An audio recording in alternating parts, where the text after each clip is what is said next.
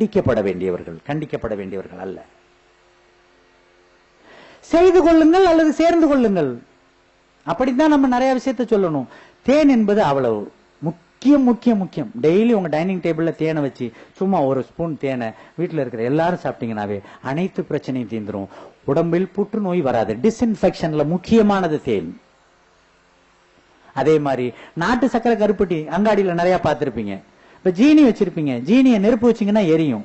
Dead பாடியோட போட்டு கொளுத்தி பாப்பீங்க. பிரேதம் எரிக்கிறப்ப ஜீனி அள்ளி கொட்டுவாங்க. ஒரு 3 சத்தம் மட்டும் தெரிஞ்சுக்கங்க, ஜீனிக்கும் நாட்டு சர்க்கரைக்கும். கருப்பட்டி நாட்டு சர்க்கரை எது வேணாலும் இருக்கலாம். தென்னை மரத்துல இருந்து எடுக்கிறதும் கருப்பட்டி தான், பனைமரத்துல இருந்து எடுக்கிறதும் கருப்பட்டி தான், கரும்புல இருந்து எடுக்கிறதும் கருப்பட்டி தான், வளைகுடால ஈச்ச மரத்துல இருந்து எடுக்கிறதும் கருப்பட்டி தான். பதனி எது எதுலாம் வருமோ, எதை புளிஞ்சா தண்ணி வருமோ அதெல்லாம் சர்க்கரை செய்யலாம். ஜீனில இரும்பு சத்து 0, சர்க்கரை சத்து அதுல இரும்பு சத்து இல்ல. பாஸ்பரஸ் எரிசத்து ஒரே 1 மில்லிகிராம். கால்சியம்னு சொல்லக்கூடிய சுண்ணாம்பு சத்து 11.4.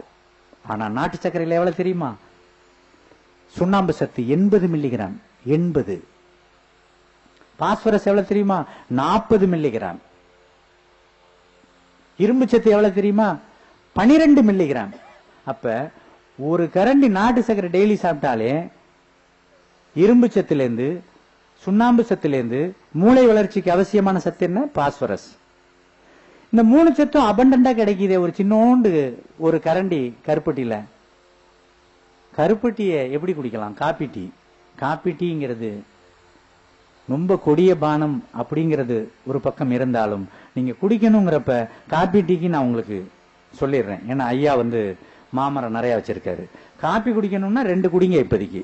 ஒன்னு மாங்கொட்டை இருக்கு இல்லையா, மாங்கொட்டையிலேருந்து பருப்பு எடுத்து காய வச்சு பவுடர் பண்ணி டப்பால கொட்டி வச்சுட்டீங்கன்னா, நீங்க எல்லா சீசன்லயும் ஒரு ஸ்பூன் மாங்கொட்டை பருப்பை போட்டு கொதிக்க வச்சு வடிகட்டி நாட்டு சர்க்கரையை போட்டு ஆத்தி சாப்பிட்டீங்கன்னா பிரம்மாண்டமான காப்பி. மாம்பருப்பு காப்பி, சிறுநீரகம், கர்ப்பப்பை, இதுக்கெல்லாம் மெடிசன். அது என்ன ₹1,00,000? எவன் மாம்பழம் சாப்பிடறானோ அவங்ககிட்ட கொட்டையை மட்டும் நீங்க வாங்கிட்டு வந்துருங்க. நீங்க காசு கொடுத்து மாங்கொட்டை வாங்க வேணாம், சாப்பிடுறவன் பக்கத்திலே நின்னுங்க, இதுல போட்டிருப்பான்னு சொல்லுங்க. நாவப்பழம் போன சீசன்ல நாங்க செஞ்சிட்டோம், நீங்க செஞ்சு பாருங்க. ஒன்னும் ஹைஜீனிக்ங்கிற பேர்ல அபத்தத்தை செஞ்சுக்கிட்டு இருக்கோம். நாவப்பழத்தை சாப்பிட்டு துப்புறான்ல, அந்த கொட்டையை வாங்கி கழுவி காய வச்சு பவுடர் ஆக்கிட்டீங்கன்னா நாவக்கொட்டை காப்பி பிரம்மாண்டமா உங்க உடம்புல வேலை செய்யும். காப்பின்னா இந்த 2 பயன்படுத்திக்கங்க. வெல்லம் போட்டு ஆத்திக்கங்க. டீ குடிக்கணும்னு ஆசைப்படுத்தீங்களா? மா இலை இருக்கு பாத்தீங்களா, இந்த இலைய ப்ரூன் பண்ணுவாங்க. மாமரம் வச்சிருக்கவங்க ஆஃப் சீசன்ல ப்ரூன் பண்ணணும். அந்த ப்ரூன் பண்ற இலையெல்லாம் காய வச்சு பவுடர் ஆக்கி வச்சுக்கிட்டீங்கன்னா, மா இலைய கொஞ்சம் போட்டு கொதிக்க வச்சு அதை வடிகட்டி அதுல நாட்டு சர்க்கரையை கலந்து சாப்பிட்டீங்கன்னா மேங்கோ டீ. கொய்யா இலைய காய வச்சு பவுடர் பண்ணிக்கிட்டு அதை போட்டீங்கன்னா கோவா டீ. செம்பருத்தி இலைய காய வச்சு போட்டீங்கன்னா செம்பருத்தி இலை ஹைபிஸ்கஸ் டீ. எலுமிச்சை இலை இருந்துச்சுன்னா அதுல கொஞ்சம் போட்டுக்கிட்டீங்கன்னா பிளேவர் என்ஹான்ஸ்மெண்ட், வாசனை நறுமணமா இருக்கும். அப்ப கொய்யா இலை சக்கரை வியாதிக்கு ரத்த கொதிப்புக்கு மருந்து, மா இலை சிறுநீரகம் போன்ற பிரச்சனைகளுக்கு மருந்து, செம்பருத்தி இதயம் போன்ற ஒரு கார்டியோ ரிலேட்டட் டிசார்டருக்கு செம்பருத்தி இலை டீயை சாப்பிடுங்க. அப்ப இதை விட இன்னும் கூட போய் சொன்னா, எந்த இலையை தின்னா செத்து போயிடுவீங்களோ அதை தவிர எல்லாத்தையும் டீ போட்டு குடிக்கலாம். அப்ப செலவு தேவையில்லையே, செலவுங்கிறதே இல்லையே உங்களுக்கு. அப்ப என்ன வேணும்? ஆரோக்கியமா இருக்கிறதுக்கு ஆசை மட்டும் படணும். ஆசைப்பட்டாலே போதும். உழவர்கள் நிறைய பேர் இருக்காங்க. ஒண்ணு நீங்களா இருந்தா செஞ்சுக்குங்க, இல்ல ஐயா இன்னமே இதெல்லாம் பவுடர் ஆக்கி 100 கிராம் 200 கிராம்னு வச்சிடலாம். ஆர்கானிக் காப்பி கொட்டையை சாப்பிடணும்னு அவசியம் இல்லை.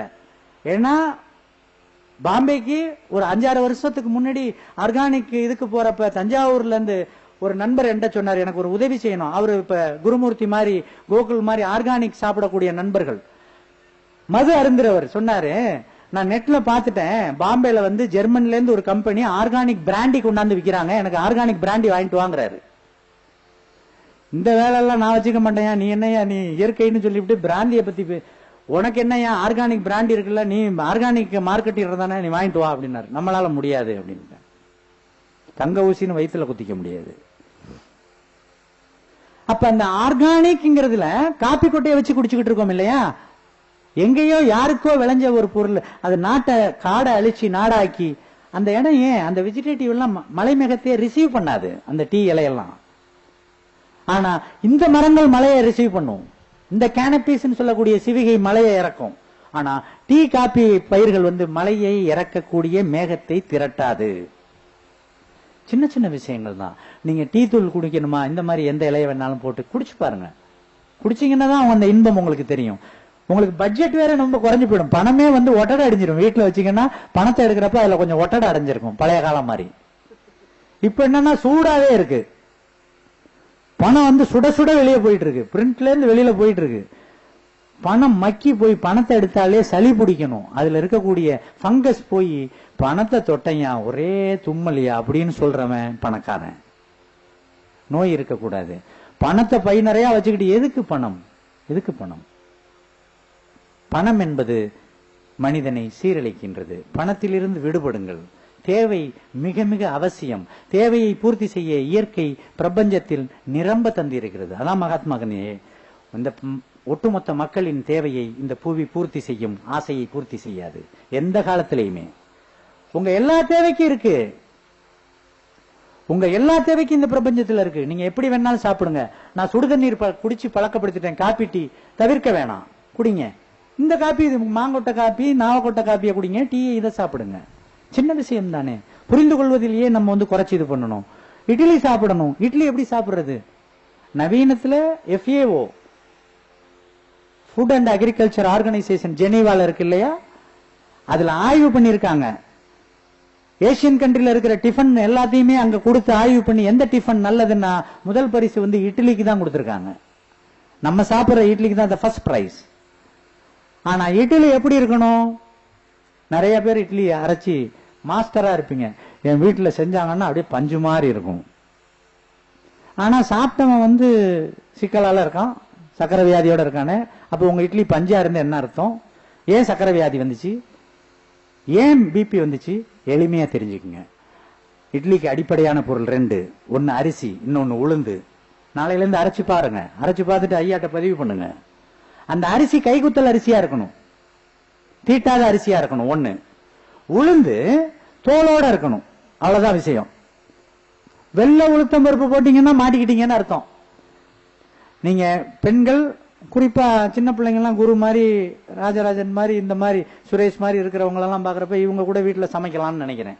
ஏன்னா என் வயசுல இருக்கிறவங்க வீட்டுல பெண்கள் சமையல்னு அர்த்தம்.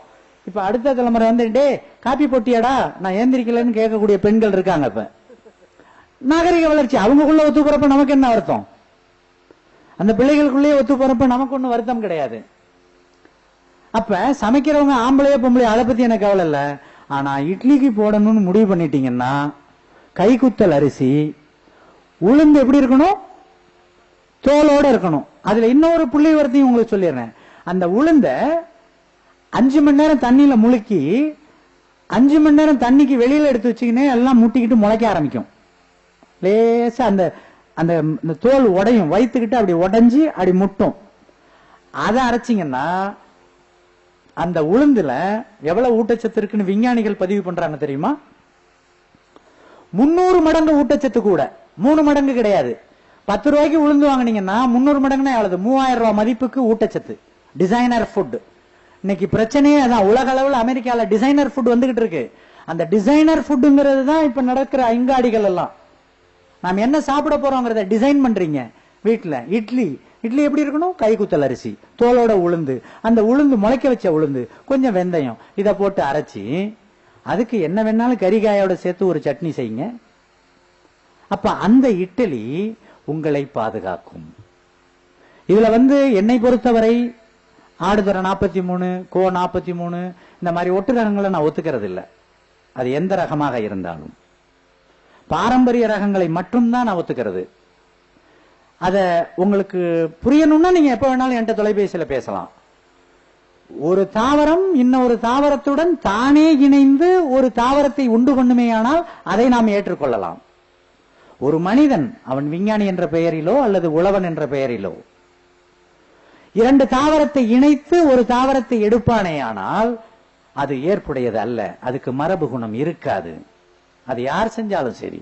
நெற்றிக்கண் திறப்பினும் குற்றம் குற்றமே.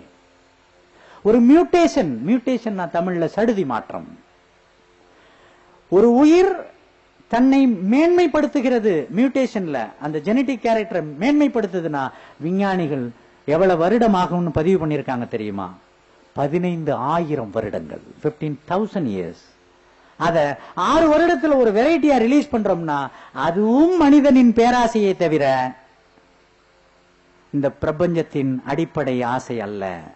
எவாலுவேஷன் தியரி, பரிணாம வளர்ச்சி, தானே தன்னை புதுப்பித்துக் கொள்ளும். மனிதன் கணித்து புரிந்து பொறுக்கி திங்க வேண்டும். திரும்ப திரும்ப அதே வார்த்தை தான், மிக அருமையான யோக்கியமான வார்த்தை, பொறுக்கி தின்பது.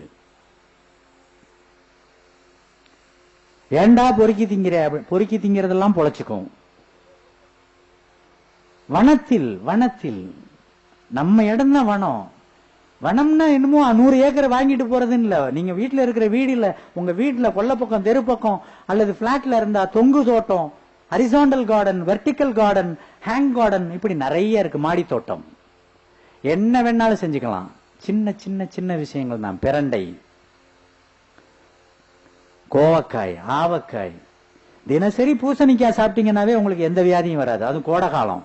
பூசணிக்காய் நான் நகைச்சுவையா சொல்றது உண்டு. மூந்தன் மாதிரி இருக்கக்கூடிய பிராமணர்கள் பத்திரமா வீட்டுக்குள்ள எடுத்துட்டு போயிடுவாங்க. தமிழம் பூரா ரோட்ல போட்டு உடப்பான், திஷ்டி கழிக்கிறானா. ஒரு கழுத்து இவ்வளவு கூட தூக்குறதுக்கு கட்டடம் இருக்காது, அதுக்கு பாத்தீங்கன்னா அந்த கட்டடமே உழுவுற அளவுக்கு ஒரு பூசணிக்காய் கட்டியிருப்பான். பூசணிக்காய டெய்லி வாங்கி இவ்வளவு நீட்ட பூசணிக்காய மிக்சியில போட்டு அடிச்சு கொஞ்சம் தண்ணியை ஊத்தி அடிச்சு வடிகட்டி தேன் கலந்து காலையில சாப்பிடுங்க. இந்த கோடையில் இருக்கின்ற எந்த வியாதியும் வராது. சின்ன சின்ன விஷயங்கள். உணவு மருந்தாக இருக்க வேண்டும். அந்த உணவு தான் உடலை வளர்க்கும். உடல் தான் நுண்ணுடலை உள்ளுக்குள்ள வச்சிருக்கு. மைண்டுங்கிறது. என் பிள்ளை சரியா நல்லாதாங்க படிக்கிறான், சரியா நினைப்பு வர மாட்டேங்குது. நல்லாதாங்க எல்லா வேலையும் செய்யறான், ஆனா சோர்ந்து போயிடறான். என்ன காரணம்? உணவில் குறைபாடு.